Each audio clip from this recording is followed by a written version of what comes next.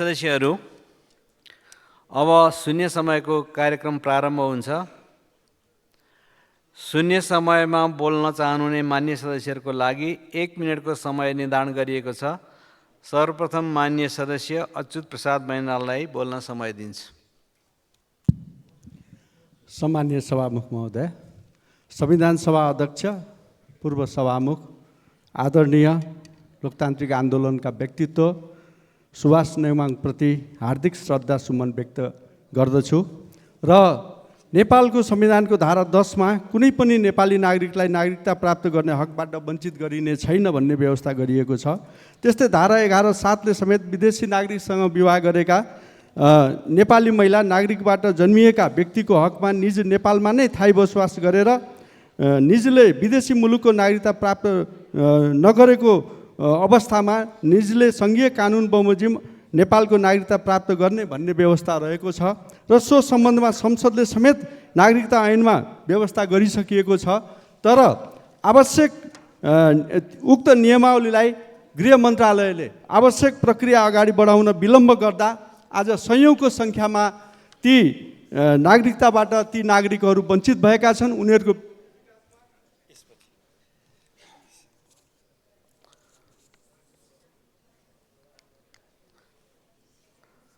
मान्य सदस्य अनिशा नेपाली।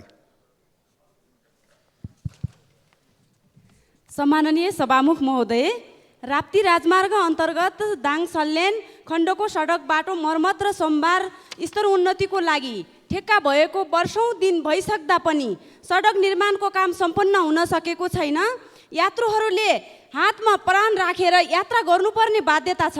उक्त बाटो चाँडो निर्माण सम्पन्न गर्न र चाडपर्वको समयमा यात्रुलाई आवत जावतमा सहज वातावरण गराउन म सभामुखज्यू मार्फत सम्बन्धित निकायको गम्भीर ध्यान आकर्षण गराउन चाहन्छु। साथै सभामुख महोदय, चाडपर्व नजिकिँदैछ। बजारमा कालो बजारी वा कृत्रिम अभाव गरी मूल्य वृद्धि गर्ने कार्यलाई तदारुकताका साथ रोकथाम गर्न म सरकारको ध्यान आकर्षण गर्न चाहन्छु। सभामुख महोदय, पूर्व माननीय स्वर्गीय सुभाष चन्द्र नेमाङज्यूको पहिलो स्मृति दिवसको अवसरमा उहाँप्रति हार्दिक श्रद्धाञ्जली अर्पण गर्न चाहन्छु। धन्यवाद। मान्य सदस्य अब्दुल खान। सम्माननीय सभामुख महोदय, अहिले बजार अनेकौं अनियमितताको शिकार भएको छ। सुनमा देखिएको जर्ती र ज्यालाको नाममा सुन व्यवसायीहरू सिन्डिकेट खडा गरी मनोमानी रूपमा कार्यविधि बनाई सरकार र श्रमिकहरूलाई खुलेआम रूपमा ठगिरहेका कार्य भइरहेको छ। सबैमा सम्बन्धित निकायबाट सुन चाँदी सम्बन्धी विधेयक ल्याई कानुन मार्फत समस्याको निकास दिनु आवश्यक रहेको छ। त्यसैगरी पर्सा जिल्लाको बिन्दवासिनी 2 मा रहेको Hulas iron private limited company Nepal र भारतका गरी 300 जना कामदारहरूले काम गरिरहेका छन्, जसमध्ये 50 जना कम्पनी मार्फत र 250 जना ठेकेदार मार्फत काम गरिरहेका छन्। कामदारहरूले 3-4 महिनामा काम गरे पनि 1 महिनाको मात्र तलब दिने काम हुन्छ र काम गर्दै गर्दा हाजिरी गर्न ढिलो भयो भने हाजिरी नगराउने र छुट्यो भने छुट्यो, अब गर्न मिल्दैन भन्ने, कामको दौरान सेफ्टीका साधनको प्रयोगमा कडाइका साथ लागू नगराउने र कुनै काम गर्दाखेरि। मान्य सदस्य डाक्टर अमरेश कुमार सिंह। सम्मानीय सभामुख महोदय, यो मुलुकको व्यथितिको एउटा आइना मैले पढ्न चाहन्छु। ड्राइभिङ लाइसेन्सको लागि आवेदन लिने, लिखित परीक्षा सञ्चालन गर्ने, ट्रायल लिने, राजस्व बुझ्ने काम सम्बन्धित प्रदेशहरूको छ। तर त्यो काम लिँदा प्रदेशको जिम्मेवारीमा परेको विषय विभागले काम गर्दा मुलुकभरि लाइसेन्स यातायात विभागमा रहेको छ, किनकि छपाई यहाँ हुन्छ। सङ्घमा छपाई हुने, प्रदेशले सबै पैसा बुझ्ने। छपाई मसिन प्रदेशमा किन नहुने? कहिले मसिन किन्ने त कहिले कार्ड किन्ने समस्या झेल्दै आएको विभाग छ। हाल 9 लाख थान कार्ड रहे तापनि 17 लाख नागरिक 2 वर्षदेखि लाइसेन्स कार्ड नपाई रसिदको भरमा घुमिराखेका छन्। मसिन बिग्रिने, सफ्टवेयरमा समस्या आउने, सर्भर ह्याङ हुने समस्याले नागरिक वाक बनेका छन्। राष्ट्रिय परिचय पत्र, नागरिक एपसँग आबद्ध गर्ने प्रदेशबाट समेत छपाई सुरु गर्ने, ट्राफिकलाई प्रविधि उपलब्ध गराई चेक जाँच गराउने काम तत्काल गरेर समस्या समाधान गर्न जरुरी छ। सवारी साधन दर्ता नवीकरण गर्ने, यातायात कार्यालयहरू आजको मितिसम्म पनि कागजी ढडामा रमाएका छन्। दलालहरूले अफिस घेरेका छन्, कर्मचारी 3 दलालसँग मिलेर धन्दा चलाउँछन्। अफिसको ढडा कहिले डिजिटाइजेसन हुने, नागरिकले सहसेवा कहिले पाउ? माननीय सदस्य अमृतलाल राजवंशी। सम्मान्य सभामुख महोदय, संविधान सभाका अध्यक्ष स्वर्गीय सुभाष चन्द्र नेङमाङज्यूको प्रथम स्मृति दिवसको अवसरमा उहाँप्रति भावपूर्ण श्रद्धाञ्जली व्यक्त गर्न चाहन्छु।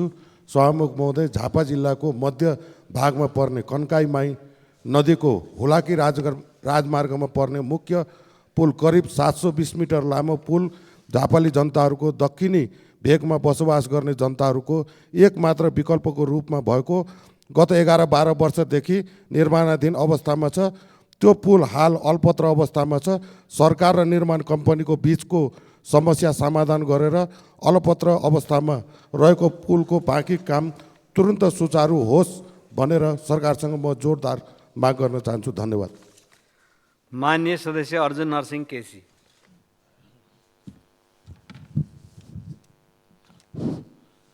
सभामुख महोदय, सर्वप्रथम संविधान सभाका अध्यक्ष सुभाष नेङमाङको वार्षिक जन्मदिनको दिन म हार्दिक रूपबाट उहाँप्रति श्रद्धाञ्जली अर्पण गर्न चाहन्छु। हिजोदेखि कोशी अञ्चलको पूर्व मुख्यमन्त्री अनसनमा हुनुहुन्छ। प्रहरीले जुन खालको हस्तक्षेप गर्यो र अहिले पनि त्यो निरन्तर छ।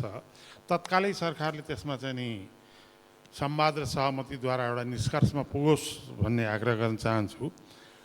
र अर्को तेस्रो कुरा, राष्ट्रको इज्जत प्रतिष्ठाका प्रतिनिधि दक्षिण एसियाली खेलकुद सागमा स्वर्ण पदक प्राप्त 207 मध्ये अहिलेसम्म 207 मध्ये 100 जनाले चाहिँ नि प्रवास विदेश नेपाल छाडिसकेको अवस्था छ।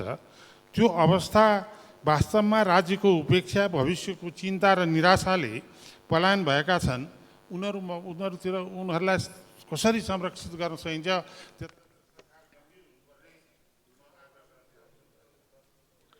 माननीय सदस्य अशोक कुमार चौधरी। माननीय सभामुख महोदय, माननीय उपसभामुख विरुद्ध संविधानको धारा 96(6) गको अस्त्र प्रयोग गर्न खोजिँदैछ। मेरो मूल प्रश्न यो होइन किन गरिँदैछ, प्रश्न यो हो कि के को लागि गरिँदैछ। लोकतन्त्रमा प्रश्न उठ्नु स्वाभाविक हो, तर कसैमाथि प्रश्न गरेर आफ्नो राजनीतिक रोटी सेक्न कदापि पाइँदैन। यदि प्रश्न उठेकै भरमा निर्मम भइन्छ भने सुरुवात भ्रष्ट नेताहरूबाट होस्, जसको बारेमा बारम्बार प्रश्न उठेको छ। एउटा सामाजिक क्षेत्रबाट परोपकारी एवं शालीन पृष्ठभूमिबाट आएको व्यक्तिमाथि आफ्नो राजनीतिक अभिष्ट पुरा गर्न किन खोजिँदैछ? म आजभन्दा 4 वर्ष अघि यसै सदनमा वर्तमान सत्ताधारी पार्टीका दिवंगत श्रद्धेय नेता प्रदीप गिरीले भन्नुभएको कुरा सम्झिँदैछु। उहाँले भन्नुभएको थियो, यो देशमा सत्ता हस्तान्तरण भइरह्यो तर सत्ता रूपान्तरण भने हुन सकेन। उपसभामुख हटाएर अख्तियार, अदालत, संवैधानिक निकाय लगायत सबैमा आफ्ना कार्यकर्ता भर्ती गर्न र सत्ता कब्जा गर्न देशमा निकायहरूलाई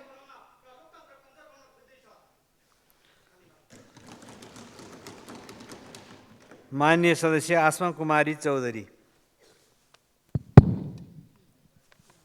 सम्माननीय सभामुख महोदय, सर्वप्रथममा संविधान सभा अध्यक्ष सुभाष नेङमाङको प्रथम स्मृति दिवसको अवसरमा हार्दिक श्रद्धाञ्जली व्यक्त गर्दछु।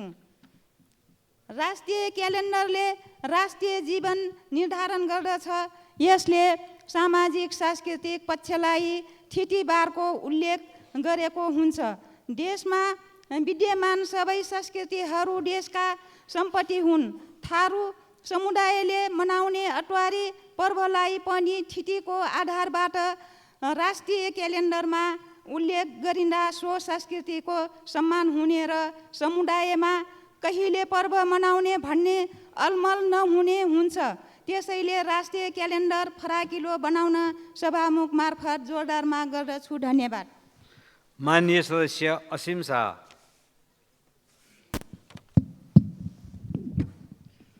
सम्मानीय सभामुख महोदय, संविधानको धारा 31 मा नागरिकलाई राज्यबाट निशुल्क शिक्षा पाउने हक हुनेछ भनेर लेखिएको छ। तर निशुल्क शिक्षाकोमा राज्य चुक्दा देशभरि र विशेष गरी काठमाडौँका अधिकांश निजी विद्यालयहरू शिक्षाको नकाबमा लुटको केन्द्र बनिरहेका छन्। अतिरिक्त शुल्क असुल्नकै लागि विद्यार्थीहरूलाई बोझ हुने गरी अनिवार्य एक्स्ट्रा क्लासेसमा बस्न बाध्य पारिरहेका छन्। अभिभावकबाट अतिरिक्त पैसा वसुलेर ढाड सेकाउने काम राजधानीका स्कुलहरूमा अहिले भइरहेको छ। स्कुलको कमाउ धन्दाले गर्दा विद्यार्थीहरू 12 घण्टा स्कुलमा बस्न बाध्य भएका छन् अनि एसएससी को तयारीकै नाममा अनिवार्य होस्टेल बस्नुपर्ने बाध्यता सिर्जना गरेर अर्को धन्दा मौलाएको छ र यति गर्दा पास हुने विद्यार्थीको सङ्ख्या 48% हाराहारीमा छ। राज्यको अनुगमन खोइ नतिजा खोइ। विद्यालयमा अनिवार्य खाजा खानुपर्ने, ड्रेस कापी किताब स्कुलले तोकेको ठाउँमा खरिद गर्ने पर्ने बाध्य छन् अभिभावकहरू। अभिभावकज्यूहरूलाई पनि म यो सिन्डिकेट विरुद्ध आवाज बुलन्द पार्न आह्वान गर्न चाहन्छु र यस्तो सेवाका नाममा व्यापार चलाउने स्कुलहरूलाई पनि कडा अनुगमन गर्न शिक्षा मन्त्रालय, काठमाडौँ महानगरपालिका लगायत सबैको गम्भीर ध्यानकर्षण गर्न चाहन्छु र उपसभामुखको नाममा भइरहेको यो राजनीतिक षड्यन्त्रको गम्भीर प्रतिवाद गर्न चाहन्छु। माननीय सदस्य ईश्वर बहादुर रिजाल। सम्माननीय सभामुख महोदय, श्रद्धेय सुभाष नेउमाङप्रति म भावपूर्ण श्रद्धाञ्जली अर्पण गर्दछु र म राजनीतिक कामकै सिलसिलामा गुल्मी जिल्लाबाट आउँदै गर्दा नारायणघाटदेखि बुटवलसम्मको बाटो जनताको त्यो सार्वजनिक स्थल हो, तर जनताको ठिक आँगन जस्तो देखिन्छ। जनताको आँगन सरकारले भत्काइदिएर अनि हिउँदमा अक्सिजन चाहिने अनि बर्खामा एउटा डुङ्गा चाहिने त्यो हालत छ, त्यो अवस्था छ।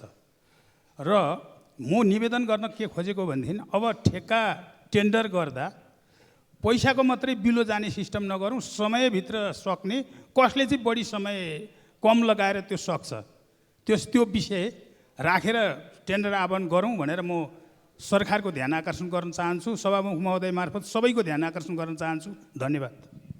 माननीय सदस्य उर्मिला माझी।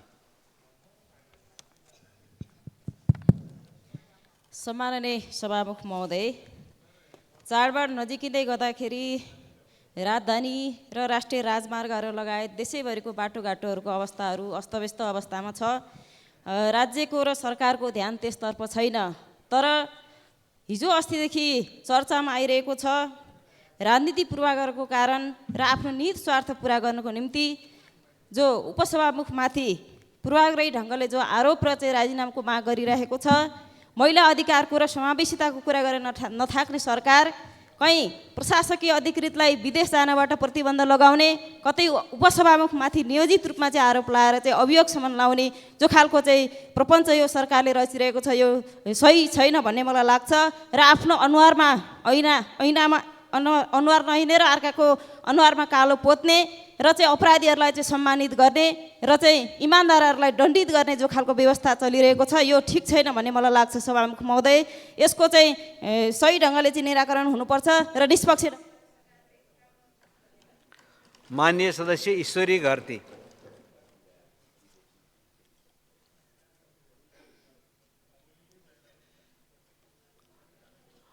अर्को लिनुहोस् त। सम्मान्य सभामुख महोदय, संविधान सभाका अध्यक्ष स्वर्गीय सुभाषचन्द्र नेमाङप्रति भावपूर्ण श्रद्धाञ्जली अर्पण गर्दै म आफ्नो विषय प्रस्तुत गर्छु। सभामुख महोदय, केही दिन अघि एकजना सांसदले यही सदनमा पुष्पकमल दाहाललाई नेपालमा शान्ति स्थापनाका लागि अहम भूमिका निर्वाह गरेकाले रामजनक जस्तै भगवान मारेर नोबेल शान्ति पुरस्कार पाउनुपर्ने हास्यास्पद माग गर्नुभयो। सभामुख महोदय, नोबेल शान्ति पुरस्कारको औचित्य र महत्त्व के हो, कस्ता व्यक्तिले त्यो पुरस्कार पाउँछन्, त्यसका केही दृष्टान्त राख्दछु।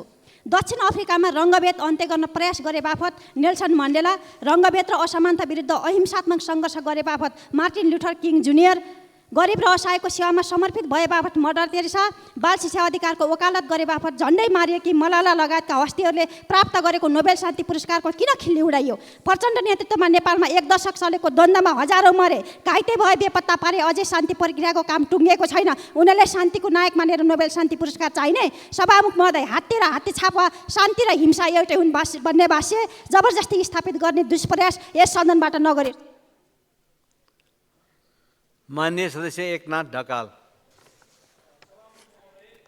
राष्ट्रसङ्घको 79औं महासभामा हुने सम्माननीय प्रधानमन्त्री केपी शर्मा ओलीजीको सहभागिताको म पूर्ण सफलताको कामना गर्न चाहन्छु।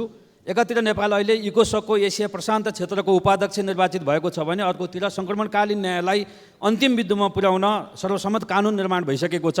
हाल करिब 6300 शान्ति सैनिक संयुक्त राष्ट्रसङ्घलाई उपलब्ध गराइरहेको नेपाल सबैभन्दा बढी फौज उपलब्ध गराउने दोस्रो ठुलो राष्ट्र पनि हो। यो जगमा संसदको 2/3 समर्थन प्राप्त प्रधानमन्त्रीको राष्ट्रसङ्घको महासभामा सहभागिता एक ठुलो अवसर हो। महासभामा प्रधानमन्त्रीज्यूले शान्ति स्थापनाका लागि नेपालले खेलेको भूमिका, विश्वव्यापी रूपमा देखा परेको युद्धको जटिलता र त्यसको शान्तिपूर्ण समाधान, गरिबी निवारण, दिगो विकासका लक्ष्यहरू, जलवायु परिवर्तन, खाद्य सङ्कट लगायतको विषयमा आफ्नो स्पष्ट धारणा राख्नुपर्छ। यसको साथै नेपालको लगानीको र भ्रमणको लागि एक उत्कृष्ट गन्तव्य रहेको विश्वास विश्वलाई दिलाउनुपर्छ। आगामी केही वर्षभित्र नेपाली नागरिकलाई कम्तीमा संयुक्त राष्ट्रसङ्घको उपमहासचिव तहमा र भविष्यमा महासचिव समेत हुन सक्ने गरी हाम्रा कूटनीतिक प्रयासहरूलाई जारी राख्नुपर्छ। धन्यवाद। माननीय सदस्य कल्पना चौधरी।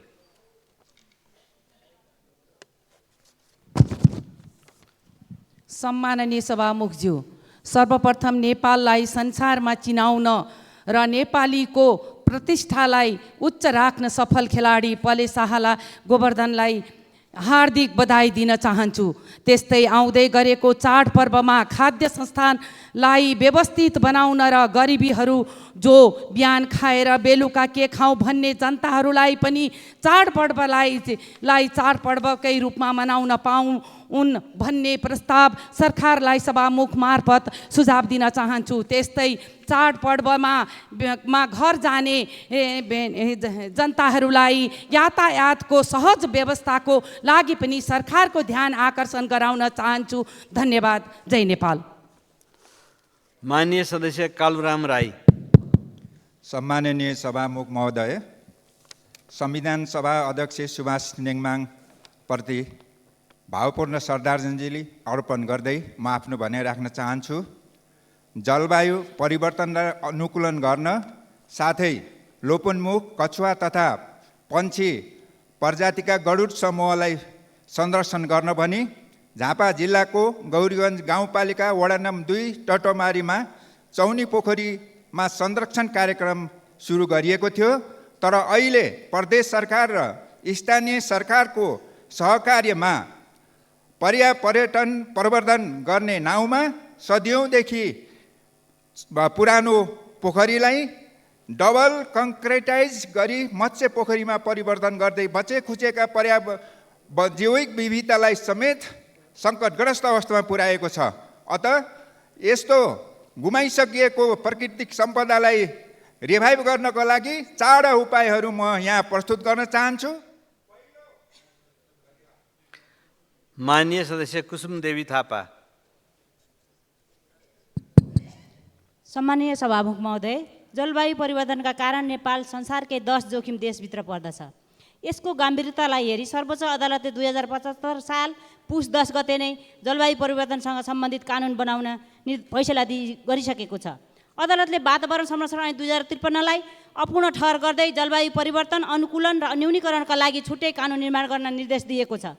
यस्तो गम्भीर चिन्ताको विषयलाई अदालतबाट भएको स्पष्ट निर्देशका बावजुद पनि आवश्यक कानुन अझै बनाइएको छैन। जलवायु परिवर्तन नीति 2076, नापा 2010 र लापा 2011ले एउटा ढाँचा प्रदान गरेको छ, तर बलियो कानुनी आधार बिना यी पहल कार्यान्वयनमा गर्न सकिएको छैन। सरकारलाई अदालतको आदेशअनुसार जलवायु परिवर्तन सम्बन्धी व्यापक कानुन निर्माण र कार्यान्वयनको प्रक्रियालाई छिटो अघि बढाई हाम्रो राष्ट्रको वातावरण र सामाजिक आर्थिक भविष्यलाई सुरक्षित गर्ने आजको राष्ट्रिय आवश्यकता भएकोले सबैको ध्यान आकर्षण गराउन चाहन्छु। धन्यवाद। जय नेपाल। माननीय सदस्य किरण कुमार शाह।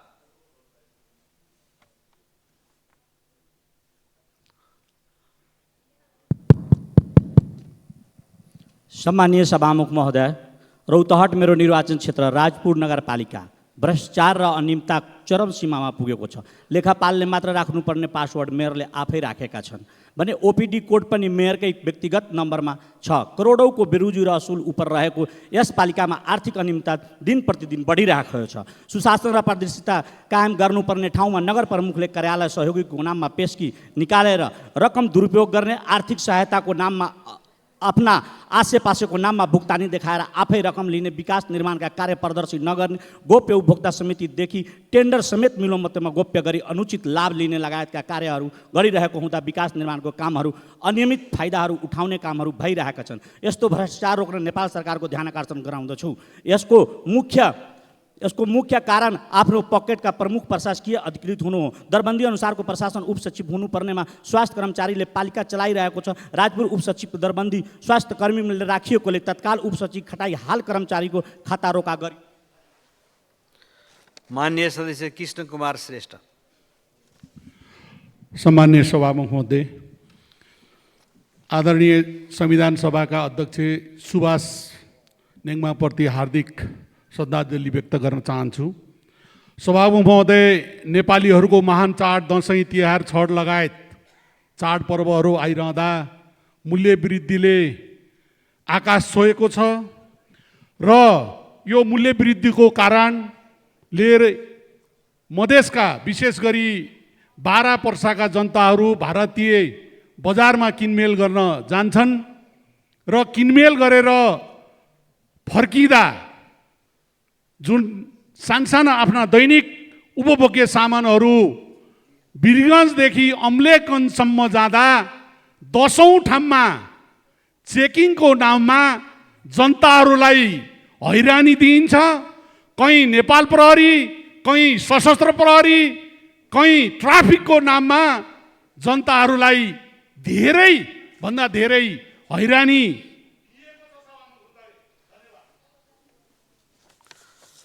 माननीय सदस्य गणेश पराजुली।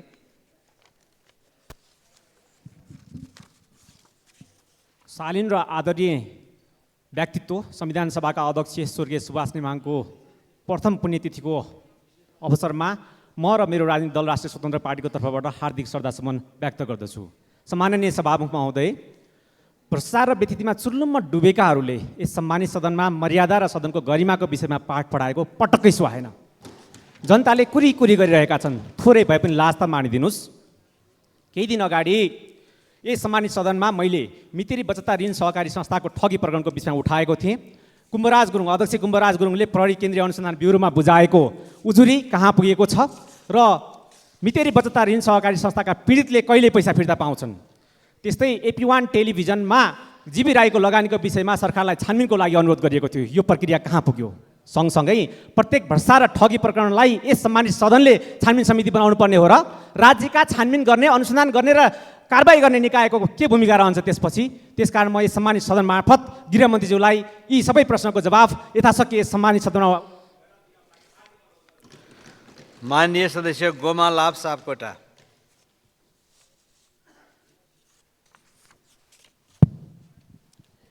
सम्माननीय सभामुख महोदय, चाडपर्वको सिजन आउँदै गर्दा एकातिर बजारमा गुणस्तरहीन खाद्य वस्तुको बिक्री मूल्य वृद्धि र कालो बजारी बढ्दो सम्भावना बढ्दै गएको छ भने अर्कोतिर खराब बाटो र बढ्दो सवारी साधनको चापले गर्दा बढी सडक दुर्घटना भई अत्याधिक जनधनको क्षति हुने गरेको छ। त्यसै गरी तराई मधेसका अधिकांश जिल्लाहरूमा दैनिक रूपमा 8 देखि 10 घण्टासम्म लाइन काट्ने गरिएको छ। यी सबै समस्याहरूको समाधानका लागि समयमै नीति र योजनाहरू तयार गरी कार्यान्वयन गर्न गराउन र सम्माननीय सभामुख महोदय मार्फत सरकारको गम्भीर ध्यान आकर्षण गराउन चाहन्छु।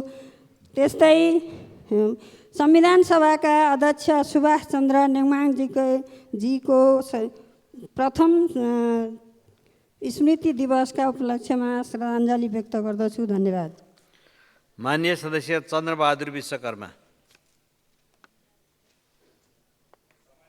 महोदय, सर्वप्रथम संविधान सभाका अध्यक्ष सुभाष नेमाङप्रतिमा हार्दिक श्रद्धाञ्जली अर्पण गर्न चाहन्छु र हामीलाई सबैलाई जानकारी छ गत कार्तिकमा जाजरकोटको रामीडाँडामा केन्द्रबिन्दु बनाई गएको भूकम्पको बारेमा जसले 154 जनाको मृत्यु, 366 जना घाइते, 62,011 भौतिक संरचना ध्वंस गरी करिब 95,787 जना जनसङ्ख्या प्रभावित हुने गरी गएको भूकम्प थियो।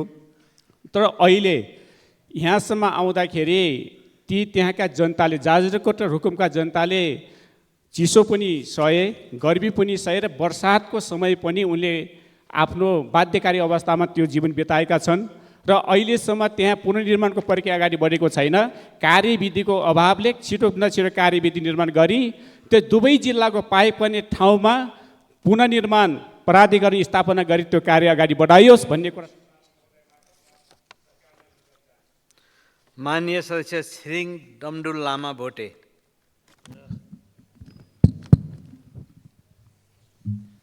सम्माननीय सभामुख महोदय, अस्ति भर्खरै आदिवासी जनजाति उत्थान राष्ट्रिय प्रतिष्ठानबाट मिति 2081 असार 9 र 10 गते बसेको सञ्चालक समितिको 14औं बैठकले हुम्लो आदिवासी जनजातिलाई आदिवासी जनजातिको अनुसूचीमा सूचीकरण गर्ने निर्णय र सिफारिस भएको थियो।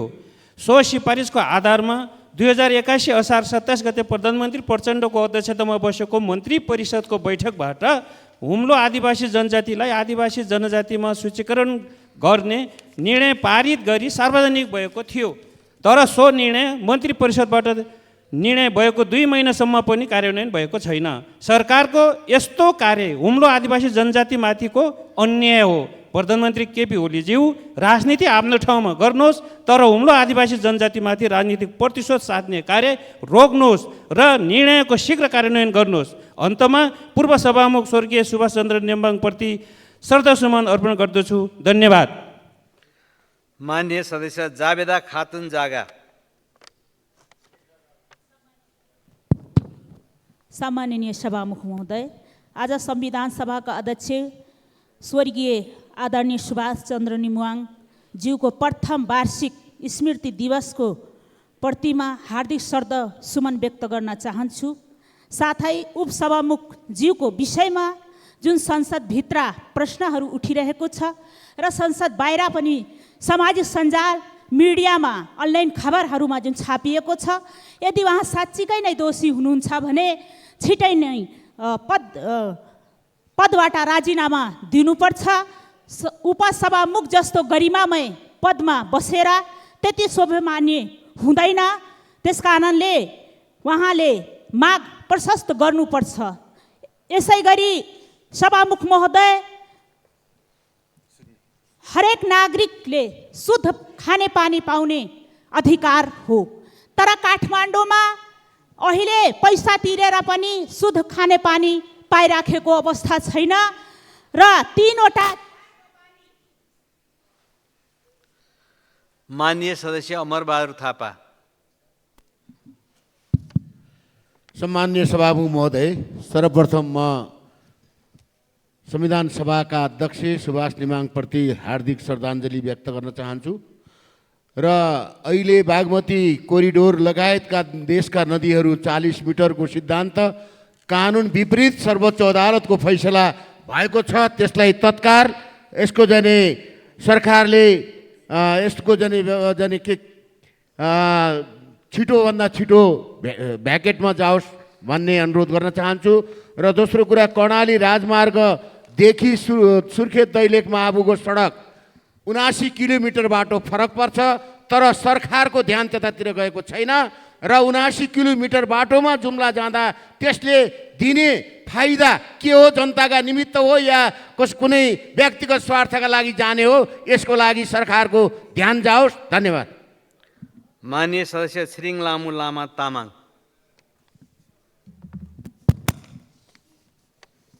सम्माननीय सभामुख महोदय, सर्वप्रथम महान जनयुद्ध र जनआन्दोलनको बलमा स्थापित सङ्घीय गणतन्त्र नेपालको तत्कालीन सभामुख संविधान सभा अध्यक्ष स्वर्गीय सुभाष चन्द्र नेम्बाङको प्रथम स्मृति दिवसको अवसरमा उहाँप्रति हार्दिक श्रद्धासुमन अर्पण गर्दछु। उहाँको योगदानको स्मरण गर्दै मेरो विषयमा प्रवेश गर्ने अनुमति चाहन्छु। सभामुख महोदय, यो वर्षको दसैँ आउन थालिसकेको छ। मानिसहरू दसैँको उल्लासमय माहौलको प्रतीक्षामा छन्, तर कर्णालीमा भने दुःखको दिन आउन थालेको छ।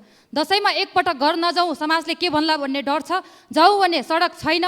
कतिपय कर्णालीवासीको प्लेनको टिकट कुर्दा कुर्दै र कतिपयको पैदल हिँड्दा हिँड्दै दसैँ सकिन्छ। त्यसैले सम्माननीय सभामुख महोदय, यो वर्ष कालोपत्रे सडक पुगेका जिल्लामा साना जहाज मार्फत हुने सबै फ्लाइटहरू दसैँ तिहारको अवधिभर बढी हवाई सेवा बन्द गरी कर्णालीका एयरपोर्टमा मात्र उडान गर्ने व्यवस्था सरकारले मिलाइयोस्। सडक हवाई सेवा र राज्यको स्रोतमा चरम विभेद गरिरहेको सरकारलाई कर्णालीवासीले सडकमा दसैँ मनाएर शुभकामना दिन नपरोस् भनी ध्यान आकर्षण गराउँदछु। धन्यवाद। लाल सलाम। मान्य सदस्यहरू, शून्य समयमा मान्य सदस्यहरूले बोल्ने क्रम यहीँ समाप्त हुन्छ।